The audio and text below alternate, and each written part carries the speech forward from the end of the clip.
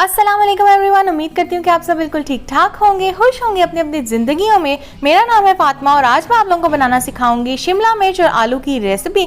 तो ये मसालेदार रेसिपी कैसे बनेगी, चलिए रेसिपी को स्टार्ट करते हैं। सबसे पहले आपने एक अदद कढ़ाई लेनी है और कढ़ाई के अंदर आपने शामिल करना है 1 कप के करीब तेल यानी कि ऑयल। और इसके बाद आपने इसमें शामिल करना है 2 से 3 कटे हुए लहसुन के जवे। इनको बारीक बारीक आपने काट लेना है यानी कि गार्लिक क्लोव्स। और इनको डालने के बाद आपने इसको मिक्स करना है, हल्का सा आपने इनको लाइट गोल्डन ब्राउन कर लेना है। इसके बाद आपने इसमें शामिल करना है प्याज। मैंने 3 अदद प्याज लिए हैं, ये छोटे साइज के थे। अगर आपके पास बड़े साइज के प्याज है तो आपने 2 अदद लेने हैं, ठीक हो गया। सो 3 अदद मैंने प्याज शामिल किए हैं। अब आपने क्या करना है, इनको भी हल्का सा आपने गोल्डन ब्राउन कलर दे देना है। मीडियम फ्लेम के ऊपर आपने इनको कुक करना है, तेज आंच नहीं करनी ताकि कोई भी चीज़ आपकी जले ना। ये आप देख सकते हैं प्याज जो है हमारा पक रहा है और ये बिल्कुल जो है ना अच्छे तरीके से इसका कच्चापन खत्म हो चुका है। इसके बाद आपने इसमें शामिल कर देने हैं टमाटर। मैंने 3 अदद टमाटर लिए और उनको कट कर लिया, छिलका मैंने रिमूव कर दिया है। टमाटर डालने के बाद आपने इसको मिक्स कर लेना है, अच्छे तरीके से एक दफ़ा मिक्स कीजिएगा। और उसके बाद आपने इसके अंदर शामिल करने हैं बाकी के मसाले यानी कि स्पाइसेस। तो उसमें मैं इसके अंदर शामिल करूँगी नमक। सबसे पहले मैं इसके अंदर नमक डाल रही हूँ 1.5 टेबल स्पून जितना। हल्दी का पाउडर मैं डाल रही हूँ 1 टीस्पून जितना। और लाल मिर्च का पाउडर मैं इसके अंदर डाल रही हूँ 2 टीस्पून जितना, ठीक हो गया। आप अपने टेस्ट के हिसाब से नमक और मिर्च डाल सकते हैं। 1/2 टीस्पून मैंने इसके अंदर डाली है रेड चिली फ्लेक्स का यानी कि दादर लाल मिर्चें, सही हो गया।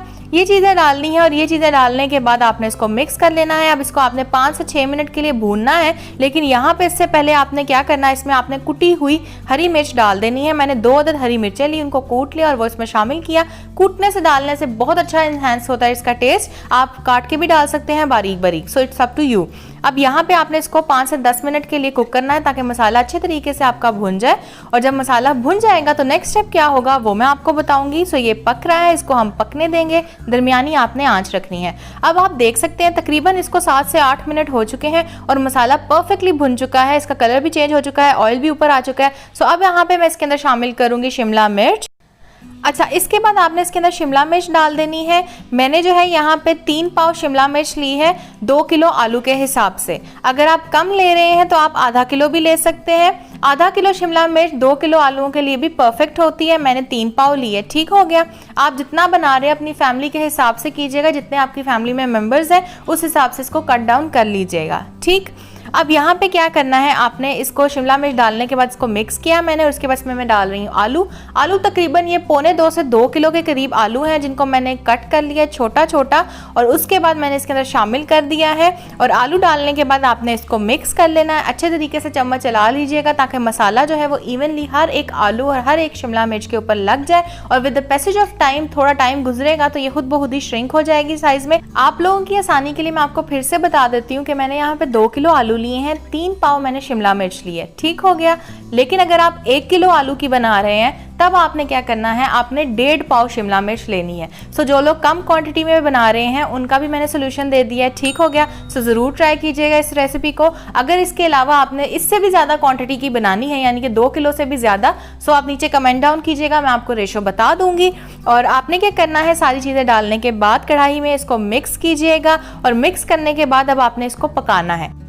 इसके लिए आपने क्या करना है, आपने ढक्कन लेना है और ढक्कन इसके ऊपर रख देना है। लो आपने फ्लेम कर देनी है और आपने इसको पकने देना है। वक्तन फवक्तन इसके अंदर आपने चम्मच चलाना है यानी कि हर 10 से 15 मिनट के बाद आपने इसके अंदर चम्मच चला देना है। तकरीबन आपको इसको पकाने के अंदर 50 से 1 घंटा लग सकता है, यानी कि 50 मिनट से 1 घंटा, डिपेंड करता है कि आपने आलू का साइज़ क्या रखा है। मैंने जिस तरीके से आलू काटे हैं इसके अंदर तकरीबन 1 घंटा लग सकता है लो फ्लेम के ऊपर। लेकिन अगर आप इससे भी बारीक काटते हैं तो हो सकता है आपको आधा घंटा लगे या फिर आपको 45 मिनट्स लगे। सो ये डिपेंड करता है कि आपने आलूओं का साइज़ क्या रखा हुआ है और कितनी देर में गलते हैं। और वक्तन फवक्तन आपने इसको लो फ्लेम पे रखने के बाद चम्मच चलाते रहना है ताकि आलू या मसाला जो है वो नीचे ना लगे। और आप देख सकते हैं मैं भी हर थोड़ी देर बाद इसके अंदर चम्मच जो है वो चलाती जा रही हूँ।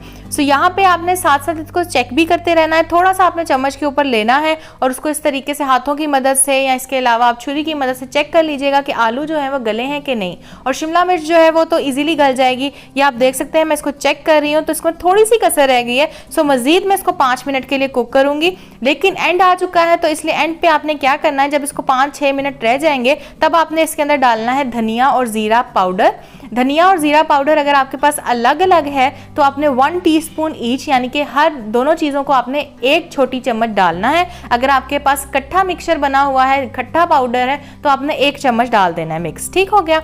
इसके बाद आपने क्या करना है, इसमें शामिल करनी है कसूरी मेथी। इतना अच्छा टेस्ट देती है ये, इतना अच्छा टेस्ट देती है कि आपको बहुत पसंद आएगी। सो कसूरी मेथी मैंने इसके अंदर शामिल की है तकरीबन 2 चम्मच। और इसके बाद आप देख सकते हैं आपके आलू परफेक्टली कुक हो चुके हैं। सो अब इनको मज़ीद पकाने की ज़रूरत नहीं है। तकरीबन मुझे जो है 1 घंटा लग चुका है इसको पकाते हुए। ये गल चुके हैं, परफेक्टली कुक हो चुकी है। सो इसको मैं सर्व कर चुकी हूँ। आप देखें कितनी टेम्पटिंग लग रही है और कितने मज़े की लग रही है। इसे आप तंदूर की रोटी के साथ खाएं, बाहर की रोटी के साथ खाएं, या फिर आप इसको पराठे के साथ खाएं। और जो वेट लॉस रोटी की मैंने रेसिपी दी है उसके साथ भी आप इसको खा सकते हैं, बहुत मज़े की लगेगी। सो ज़रूर आपने रेसिपी को ट्राई करना है, मुझे फीडबैक देना है कमेंट करके कि आपको ये रेसिपी कैसी लगी। सो वीडियो पसंद आए तो लाइक कीजिएगा, शेयर कीजिएगा और चैनल को सब्सक्राइब करके साथ वाले बेल आइकन पर क्लिक कर लीजिएगा। इससे मेरे आने वाली हर नई वीडियो सबसे पहले आप तक पहुंचेगी। ये बिल्कुल फ्री है। So thank you so much for watching. Take care. अल्लाह हाफिज़ एंड अल्लाह निगहबान।